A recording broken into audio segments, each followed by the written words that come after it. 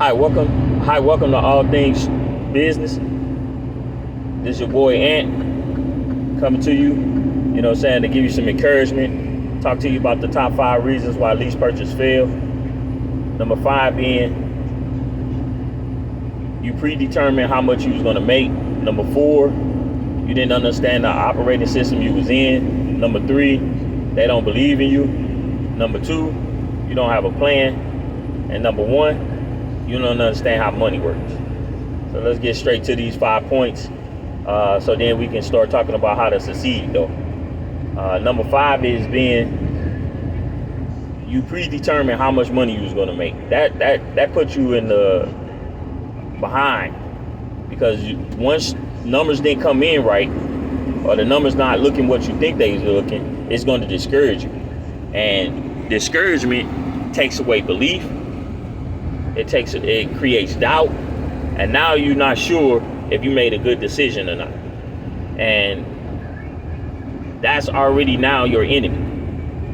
So now you created your own enemy by having an expectation of revenue, but you may be new to doing business. And one of the first things you need to be understanding is you not necessarily have to worry about the money. You need to be able to create a system, and that's what you need in place in order to succeed. Number 4 is you don't understand the operating system you're in, and where that hurts you at is that you had this predetermined idea of how much you was going to make. So now that these numbers are not hitting, and that means you don't know how to operate in the system. You don't know how to operate so that you can be profitable.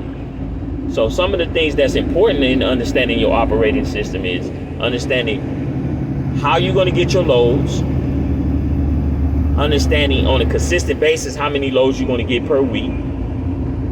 They're going to talk to you about your percentages, or if you get paid per mile. Do they have a fuel card? You want to make sure and understand, are you getting a discount with your fuel card? And one of the ways I'm gonna help you out, one of the ways you can understand if you're getting the discount is if they told you was getting the discount, it should match up with your fuel receipts. So long as you're keeping your fuel receipts, you're gonna know that you're paying less for your fuel than what your fuel receipt shows. So that's showing you if you got a discount. If you don't have a discount on your fuel, one of the things that you could do is then save up enough money, because you understand over the first few weeks, couple of months, or if you've been in a whole year or so, you want to just look at how much money are you spending so far on fuel in a weekly basis. And then once you understand how much fuel you're spending on a weekly basis, that's how much you want to save, and maybe put in an extra 500 on top of that. So you want to save that up, and then you can go pay for your fuel on your own starting off, or go try to get you a fleet card, because they've got a lot of great cards out here, and then you can just fuel on your own. And then once you create that money up, you save that money up, then you'll be able to fuel yourself. And then now you can go get you a fuel card, and then that'll help you with your fuel price. Another thing you want to understand is where's your loads going? Are they going in the hot markets? Or are you constantly going in cold markets? Or are you in a system that you can book your own loads? Or are you just always having to run the pre-planned loads that's already coming to you? Can you get your loads booked, multiple loads booked at one time? Those are some of the things you want to understand. You want to understand, when do you get paid? When is your cutoff time for your pay period? So then you will understand how to fuel. If your fuel is not going with your loads, or if your fuel does go with your loads, then you want to make sure you are understanding them. Another thing you want to understand is how can you get to your next truck inside that fleet? Because a lot of lease purchase guys miss the opportunity to grow a small fleet within inside where they lease the truck at. And when you didn't ask those kind of questions at the very beginning, now you don't have a target goal to hit, so that you'll know how to get to that next truck already. when you got that first truck. You want to be knowing how to get to the second truck, because most of the time in the lease purchase program, they no money down, which is a good thing, because now you don't need no capital to get started. You just need your willpower to get started, your willingness to sign the contract and get started. And that's always a good thing, because what are you doing? You're using other people's money, and that's definitely the key to success, to use other people's money. Number 3 is why you're failing here is they don't believe in you. And the thing is, you're probably not believing in yourself.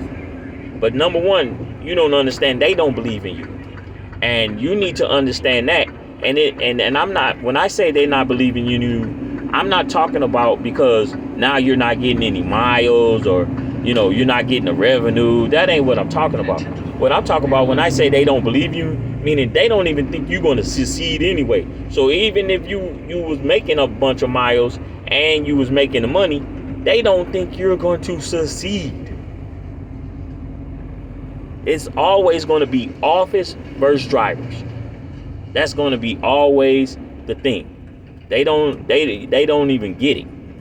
So when they looking at and then when you're signing up for the program, they don't believe that the program is in your favor. But one of the things I want to point out to you is, I know the program is in your favor, regardless of what it looks like. It's in your favor. And how you make sure it's going to be in your favor is getting into point 2, meaning you plan. You have to just create a plan. If you create a plan, then you're going to be able to succeed. But if you try to wing it, then no, you're going to be all over the place. And that's why you're not going to succeed, because you're not going to create a plan. And one of the first things that should have been automatic was understanding profits. So if you're coming from a truck, from a company driver, and then you want to go into lease purchase, the first thing you want to understand is, if I make X amount of dollars right now as a company driver, if you make anywhere from 5% on up, that numbers can be anything. Just knowing at least 5% higher than a company driver, then now that's your profit margin, that 5%. And if it gets higher than that, then now you're getting into the 10 or 15, 20%. And one of the ways you'll be able to understand that is if you look at your company driver checks and you look at your lease purchase driver checks, and you see what the difference is in an amount. If it's just 5% right now, then that's enough. And I know that to you, that might not seem like, oh, that's a lot, but that is a 5% increase consistently over time. As Albert Einstein said, compound interest is the greatest thing in the world. So if you'd even compound 5% over time, you're gonna win. So you got to remove, as starting with number 5, that predetermined amount. You need to remove that, because the first thing you got to do is understand business. And when you understand business, then that's how you're going to succeed. Now getting to point number 1. You didn't understand how money works. So let's look at how money works. You 9 out of 10 don't probably already have a business account. You don't have an LLC set up. You don't have an EIN number. You might not be running payroll. You ain't even seen your credit yet. So when we talking about how money works, you either getting your truck leased from outside the carrier, or you might got your truck from the carrier. And if you either one of those, however you got those, when you went to go get those trucks, you got those trucks from companies, corporations. So why would you be doing business as a sole proprietor? That is already big flag, wrong mistake number 1. Where did they get the trucks from that you're driving from? They got them from a what? Corporation. They are not getting nothing from sole proprietors. The tires that that's on the truck, the engine that's in the truck, the windows, the seat belts, the seats, everything that you're getting, your log books, the electronic logs that you're using, everything you're doing is all coming from corporations. So why would you be running as a sole proprietor? That's where you already made your biggest mistake, because you didn't go get set up. And you don't have to get set up when you first signed the leases on none of these places. So just because that you might have made that mistake, that don't mean you can't come back and correct it and get your paperwork redocumented and get it all set back up. So I'm going to encourage you to go get your LLC. And the first thing you have to go do is create a name for your business. And don't rush to create your name. Think about it. Put some thought to it. And because your name is important to you getting your money. So you want to put some thought into your name. And when you put some thought into your name and you feel like you got a name, you want to go to your state, whatever state you in, or you go to some of the business friendly states, like the Delawares, like the Nevadas, and you want to see if your business can be created there. But you can start with just your state. You don't, that is efficient enough. So you go to the state where you live in, and you register your business, and you see if your name is available. If your name is available, then you go get you a business address. Once you get you a business address, you register with the state. Once you register with the state, your name, you then go apply for an EIN number. Now, once you apply for the EIN number, then the next move you do is go get a business bank account. Then once you set up and you get your business bank account, now you got a basic business structure. Now you at the basic business structure. The next moves after that is you got to think about your payroll, and you got to be separating your business expenses from your personal expenses. Now, once you understand them two things and you get that situated by looking at your money, and I'll make another video. I don't want to go too far in there, but you just know, keep your business and your personal things separate. Now, once you do that, your next thing is to go look at your credit. Go look at your personal credit. Because you want to know what your personal credit look like. Not that you're going to need your personal credit. You want to know what your personal credit look like.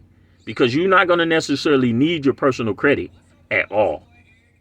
Literally not at all will you need it. Because once you get your business bank account set up, one of the first things you want to go do is apply for a business credit card. You want to go get you a business credit card.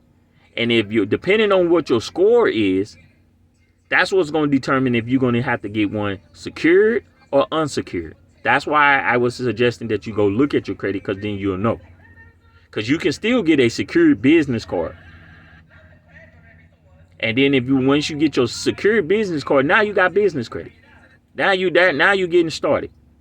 Then, when I pointed out, you get a fleet card. And you can go get one of the fleet cards from where? Comdata, Pilot Flying J's, TA, Mudflap, all of those, EFS. There's a couple of places where you can go get fuel cards. And you want to go get a fuel card because you want to understand if you're going to be getting a fuel discount. Because if you're not really getting a fuel discount using the company's fuel card, then you can go get your own fuel cards. And then you'll get a discount, which then will create savings. And then it'll create more profits for your business. And then once you do those things, now you're building your business credit up. Now you want to always look at your personal credit as well, because you want to be making sure your personal credit is getting better, because there's going to be some other things that if you don't have them right now, one day you're going to want them. You're going to want a car. You're going to want a new house. You may want to start a real estate business, because once you start creating your profits in your business by setting some goals, and it could be starting off small, or you can use what your buyout looks like at the end of your lease as setting your goal. But once you get set up, then you want to start saving money. That's your profit. I'm using the word saving, but I'm talking about profits. Once you get your profits in your business and you understand what your profits are, then your profits, you want to take your profits and then you want to grow your business with your profits. And the one way to grow your business with your profits is to invest that money. And if you go and you get out here and you start this small business, you can either grow a fleet or you go and you grow your money. But once you grow that money, that's how you're creating a successful business. And if that is not what your goals are, that's not what you're focused on. And as I said, if you're still running as a sole proprietor, that's why you're failing. You predetermined how much you was going to make. You didn't understand how the operating system was working. They don't believe in you. You probably don't believe in yourself as well. 2, now you don't understand how the money works and you didn't have a plan.